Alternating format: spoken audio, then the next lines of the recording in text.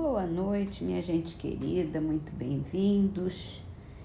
Com paz, com amor, com alegria, com muita fé. Vamos começar as nossas leituras com uma trovinha de Jesus Gonçalves, psicografada por Chico Xavier, no livro Rosas com Amor.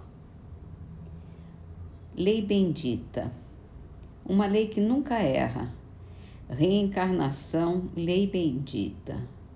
Cada ser retorna à Terra na lição que necessita. Bendita seja a reencarnação mesmo, que a gente vai aprendendo, vai evoluindo e vai se tornando cada vez melhor, cada vez mais caridoso, mais bondoso, mais evoluído. No Livro dos Espíritos, estamos lendo sobre paixões no capítulo da perfeição moral. E pergunta assim: há paixões tão vivas e irresistíveis que a vontade pode ser impotente para dominá-las? Há muitas pessoas que dizem quero, mas a vontade só está nos lábios. Querem, porém ficam muito satisfeitas que não seja como querem. Quando o homem acredita que não pode vencer as suas paixões, é que seu espírito se compraz nelas em consequência da sua inferioridade. Compreende a sua natureza espiritual aquele que procura reprimi-las. Vencê-las, para ele, é uma vitória do espírito sobre a matéria. Quando a gente começa a se desculpar que erra, mas não consegue consertar, que tem um problema sério, mas não consegue sair dele, é porque no fundo não quer, né? Não, quando a vontade é suficiente, é potente, é poderosa, a gente consegue encontrar o caminho de saída. Então, vamos analisar muito bem o que nos segura, o que nos prende nas paixões, o que nos prende nos erros,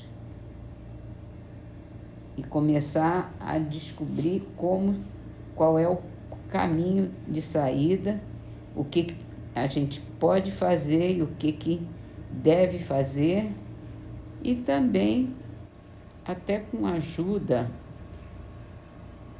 psicológica, a gente mergulha dentro de nós mesmos para descobrir qual é o nó que a gente não consegue desatar. Às vezes não consegue mesmo sozinho, então precisa de ajuda, precisa de conselho, precisa de oração, precisa de fé, e assim a gente vai superar. Quando a gente não supera pelo amor, como se diz, a gente acaba tendo que superar pela dor, né? Porque sofre mais ainda. Então, vamos para o livro Céu e o Inferno. Eu queria comentar aqui que esse capítulo, ele é praticamente histórico. Ele fala da concepção da igreja e das objeções a esse pensamento que a igreja colocou. Isso foi em 1860 e 1870. Então já tem novas concepções. A gente não vai fazer estudos sobre isso e estamos apenas revendo os conceitos que o Espiritismo nos trouxe. Então, não vamos nos prender às críticas à religião católica ou a qualquer outra religião, que não é para isso que a gente está aqui. Então, vamos continuar essa leitura. As palavras atribuídas a Lúcifer revelam uma ignorância admirável num arcanjo que, por sua natureza e grau atingido, não deve participar quanto à organização do universo dos erros e preconceitos da humanidade até serem esclarecidos pela ciência. Como poderia então dizer que fixaria residência acima dos astros, dominando as mais elevadas nuvens? É sempre a velha crença da Terra como centro do universo, do céu formado de nuvens que se estendem às estrelas e da limitada região delas, que a astronomia veio nos mostrar que são disseminadas ao infinito no espaço, sabendo-se, como hoje se sabe, que as nuvens não se elevam a mais de 2 léguas da superfície terráquea, e falando-se em dominá-las por mais alto, referindo-se a montanhas, seria preciso que a observação partisse da Terra, sendo ela de fato a morada dos anjos. Dado, porém, ser essa em uma região superior, seria inútil se elevar acima das nuvens. Emprestar aos anjos uma linguagem tisnada de ignorância é confessar que os homens contemporâneos são mais sábios que os anjos. A Igreja tem caminhado sempre erradamente, não levando em conta os progressos da ciência. Aqui é que eu acho que já teve mais progressos na Igreja, já deixou de ser exatamente como era antes, mas não vamos nos prender a isso. Só para dizer que a ciência nos traz novos conhecimentos e que os anjos teriam esses conhecimentos anteriores, né? Vamos então terminar as nossas leituras com os versos de Alta de Souza do livro Poetas Redivivos, psicografado por Chico Xavier. Alguém te segue os passos de mansinho junto às trevas e às dores do caminho, anotando o que fazes por vencê-las. Esse alguém é Jesus, que em toda idade arrecada os teus gestos de bondade no tesouro divino das estrelas. E chegou a hora boa da nossa prece, que vamos iniciar com uma mensagem de Meimei do livro Espírito da Verdade, psicografado por Chico Xavier e Valdo Vieira. Você amanheceu chorando pelos que não lhe compreendem. Amigos diletos brigaram com você. Nos mais amados, você viu o retrato da ingratidão. Você aspirava a desentranhar o carinho nos corações queridos com a pureza e a simplicidade da abelha, que extrai o néctar das flores sem alterá-las. E porque não conseguiu, você quer morrer. Não se encarcere nos laços do desespero.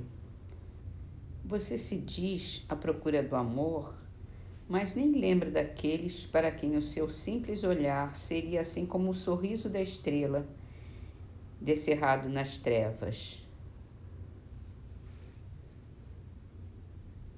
Eles mostram a cabeça encanecida, a feição de nossos pais, são irmãos semelhantes a nós, ou são jovens, crianças que poderiam ser nossos filhos, mas se estiram em leitos de pedra ou se refugiam em antros fincados no solo, como se fossem proscritos atormentados. Não lhe pedem mais que um pão para que se lhes restaurem as energias do corpo enfermo, ou uma palavra de esperança que lhes console a alma dorida. Não perca o tesouro das horas na aflição sem proveito. Pode ser, ainda hoje, o apoio dos que esmorecem desalentados ou ali a luz dos que jazem nas sombras. Pode estender o cobertor agasalhante sobre aqueles a quem a noite pede perdão por ser longa e fria. Aliviar o suplício dos companheiros que a moléstia carcome ou dizer a frase calmante para os que enlouqueceram de sofrimento. Então, saia de si mesmo para conhecer a glória de amar. Então você perceberá que a existência na Terra é apenas um dia na eternidade, aprendendo a iluminá-la de amor, como quem anda fazendo sol nos caminhos da vida. Mais tarde, você vai encontrar em cânticos de alegria todos aqueles que, se não a amam agora, a amarão muito mais, por lhe buscarem a luz no instante do entardecer.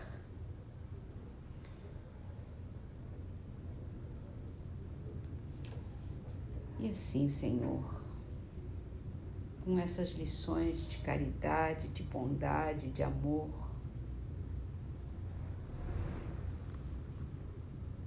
que possamos olhar sempre para o nosso próximo, que nos pede ajuda, que nos pede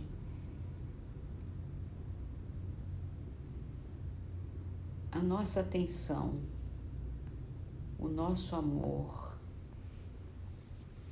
o nosso olhar carinhoso, o nosso olhar caridoso,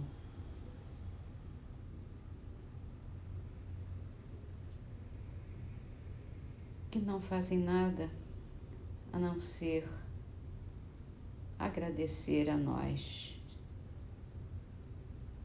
e estarão sempre ao nosso lado nos momentos mais difíceis. Não vamos nos deixar esmorecer, nos atormentar por aqueles com quem temos mais dificuldade, aqueles que negam seu apoio a nós, aqueles que nos distanciam de suas vidas. Deixemos que eles encontrem o seu caminho e vamos fazer o bem, vamos fazer o amor, a paz, vamos semear tudo o que podemos de bom no coração de todos os nossos irmãos. Leva, Senhor, as nossas melhores vibrações de amor para esses irmãos tão necessitados de compreensão, de fé, de alegria, de amor. Pedimos, Senhor, que nos abençoe a todos com sua luz.